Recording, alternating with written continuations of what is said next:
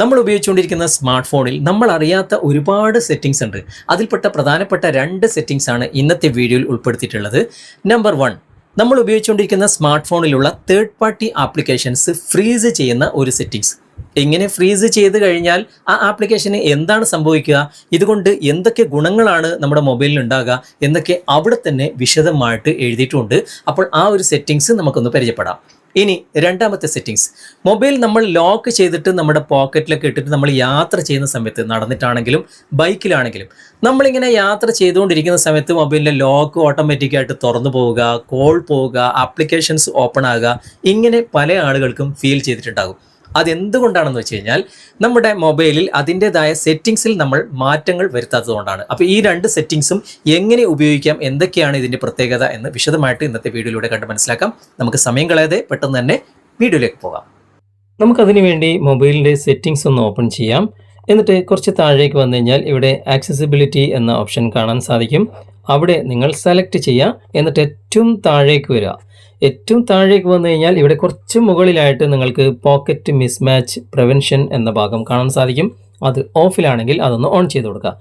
ഇവിടെ തന്നെ വിശദമായിട്ട് ആ കാര്യങ്ങളൊക്കെ എഴുതിയിട്ടുണ്ട്. അതായത് നിങ്ങളുടെ മൊബൈൽ ലോക്ക് ചെയ്ത അവസ്ഥയിൽ തന്നെ നിങ്ങൾ പോക്കറ്റിലിട്ടാലും ഓട്ടോമാറ്റിക്കായിട്ട് അത് ലോക്ക് തുറന്നു പോകാനും കോൾ പോകാനും അതുപോലെ തന്നെ ആപ്ലിക്കേഷനൊക്കെ ഓണായി പോകാനൊക്കെ ചാൻസ് ഉണ്ട്. അതുകൊണ്ടാണ് ഇത് ഓൺ ചെയ്തിടാൻ വേണ്ടി പറയുന്നത്. അങ്ങനെ ഓൺ ചെയ്തിട്ട് കഴിഞ്ഞാൽ അങ്ങനെ ഒരു പ്രശ്നം നിങ്ങളുടെ മൊബൈലിൽ ഉണ്ടാകില്ല.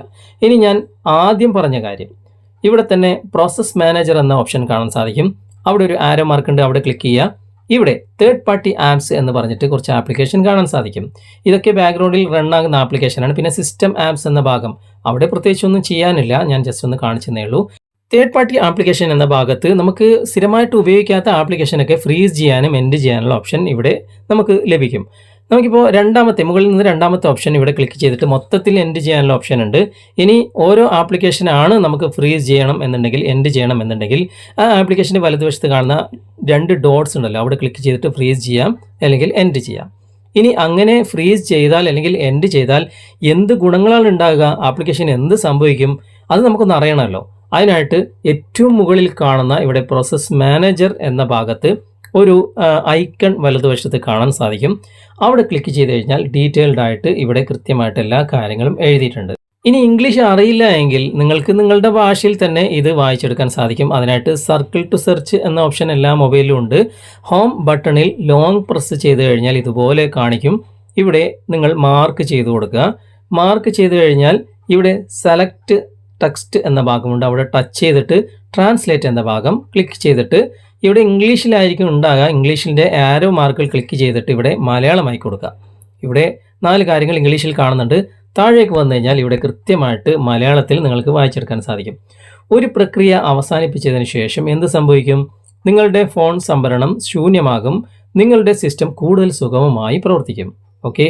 പിന്നെ 2, ഒരു പ്രക്രിയ അവസാനിപ്പിക്കുന്നത് ബാറ്ററി പവർ ലാഭിക്കാൻ സഹായിക്കുമോ? അതെ, ചില അനാവശ്യ പ്രക്രിയകൾ അവസാനിപ്പിക്കുന്നത് നിങ്ങളുടെ ബാറ്ററി ആയുസ് വർദ്ധിപ്പിക്കാൻ സഹായിക്കും. ഇനി 3, എനിക്ക് സാധാരണയായി ഒരു ഫ്രീസ് ചെയ്ത ആപ്പ് ഉപയോഗിക്കാനാകുമോ? ഇവിടെ എഴുതിയിട്ടുണ്ട്, ഹോം സ്ക്രീനിൽ നിന്ന് നിങ്ങൾ ഇപ്പോഴും ഒരു ഫ്രീസ് ചെയ്ത ആപ്പ് തുറക്കാൻ കഴിയും. ഒരിക്കൽ തുറന്നാൽ അത് യാന്ത്രികമായിട്ട് അൺഫ്രീസ് ആകുകയും ചെയ്യും. ഓക്കെ. ഇനി 4, ഒരു ആപ്പ് ഫ്രീസ് ചെയ്താൽ എന്ത് പ്രശ്നങ്ങൾ ഉണ്ടാകും? ഒരു ആപ്പ് ഫ്രീസ് ചെയ്താൽ അതിന് സന്ദേശങ്ങൾ സ്വീകരിക്കാനോ മറ്റ് ആപ്പുകൾ തുറക്കാനോ കഴിഞ്ഞേക്കില്ല. അത്തരം പ്രശ്നങ്ങൾ ഉണ്ടായാൽ ക്രമീകരണങ്ങൾ ബാറ്ററി ആപ്പ് ഫ്രീസർ എന്നതിൽ ആപ്പ് കണ്ടെത്തി അതിൻ്റെ ആപ്പ് ഫ്രീസർ സ്വിച്ച് ഓഫ് ചെയ്യുക. അങ്ങനെ കൃത്യമായിട്ട് ആ കാര്യങ്ങളൊക്കെ ഇവിടെ എഴുതിയിട്ടുണ്ട്. അപ്പോൾ നമുക്ക് ഇങ്ങനെ ചെയ്തത് കൊണ്ട് ഒരുപാട് ഗുണങ്ങളുണ്ട്. അപ്പോൾ ചില്ലറ ദോഷങ്ങളുണ്ട്. അതായത് സ്ഥിരമായിട്ട് നിങ്ങൾക്ക് മെസ്സേജ് വരുന്ന ആപ്ലിക്കേഷൻ, ഇപ്പോൾ വാട്സാപ്പ് പോലുള്ള ആപ്ലിക്കേഷനൊക്കെ ഒഴികെ മറ്റുള്ള ആപ്ലിക്കേഷനൊക്കെ ഇങ്ങനെ ഫ്രീസ് ചെയ്ത് ഇട്ട് കഴിഞ്ഞാൽ, അതായത് നിങ്ങളുടെ മൊബൈലിൽ ഞാൻ നേരത്തെ പറഞ്ഞ, അതായത് ഇൻട്രോയിൽ പറഞ്ഞ ആ ഒരു പ്രശ്നങ്ങൾ, ബാറ്ററി ചാർജ് പെട്ടെന്ന് തീർന്നു പോവുക, അല്ലെങ്കിൽ ഹാങ് ആകുക, മൊത്തത്തിൽ മൊബൈൽ ചൂടാകുക, അങ്ങനെ പ്രശ്നങ്ങളൊക്കെ നിങ്ങൾക്ക് നേരിടുന്നെങ്കിൽ നിങ്ങൾ സ്ഥിരമായിട്ട് ഉപയോഗിക്കുന്ന ആപ്ലിക്കേഷൻ ഒഴികെ മറ്റുള്ള ആപ്ലിക്കേഷനൊക്കെ ഫ്രീസ് ചെയ്തിടുന്നത് വളരെയധികം നല്ലതായിരിക്കും. ഓക്കെ. അപ്പോൾ ഈ രണ്ട് സെറ്റിംഗ്സും നിങ്ങളുടെ മൊബൈലിൽ ഉണ്ടോ എന്ന് നോക്കുക. ഉണ്ടെങ്കിൽ തീർച്ചയായിട്ടും നിങ്ങൾ കമൻറ്റിൽ അറിയിക്കുക. നിങ്ങളുടെ കൂട്ടുകാർക്കും ഈ വീഡിയോ നിർബന്ധമായിട്ടും നിങ്ങളൊന്ന് ഷെയർ ചെയ്ത് കൊടുക്കുക.